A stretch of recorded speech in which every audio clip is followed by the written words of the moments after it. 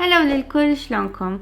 اليوم راح اسوي لكم فيديو شلون تسوون ذا الحصان يكون حلو وما يكون نازل وتقليدي، شوية هيك مرفوع لي فوق ويصير كلش حلو. راح اخذ هاي الدائرة مثل ما تشوفون، دائرة مداير شعري. راح اقسم الشعر بايدي، ما يحتاج اي مشط ولا اي فرشة. راح اشده بلاستيكة او اي قراصة عندكم، شوي يكون مرفوع لي فوق حتى يصير ذا الحصان يبدي من فوق ويصير شكله حلو.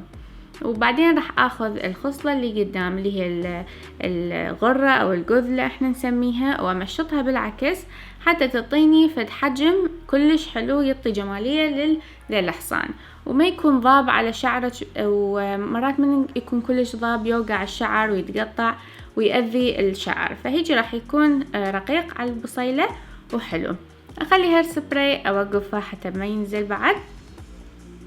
وبعدين راح اخذ الخصلة اللي بالصفح وانزل من عندها خصل اذا تحبون، واذا ما تحبون كله سحبوا للشعر.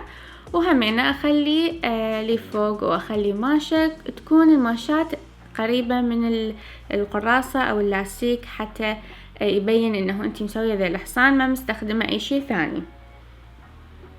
بهاي الطريقة مثل ما تشوفون راح اخلي الماشة وراح اخلي الصفحة اللوخ هم اسويها نفس الشي، وهم انزل خصل، واللي يحب ينزل واللي ما يحب هم لا ينزل، يصير شكله، بس انا افضل هيك يصير شكله كلش حلو.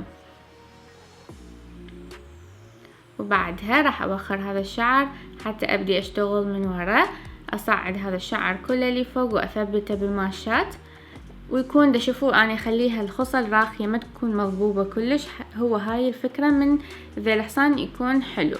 وبعدين اخذ خصلة الفوق وامشطها بالعكس شوية يعطيني حجم وشكل حلو. وها هي ذا الحصان طريقة كلش حلوة وغير تقليدية.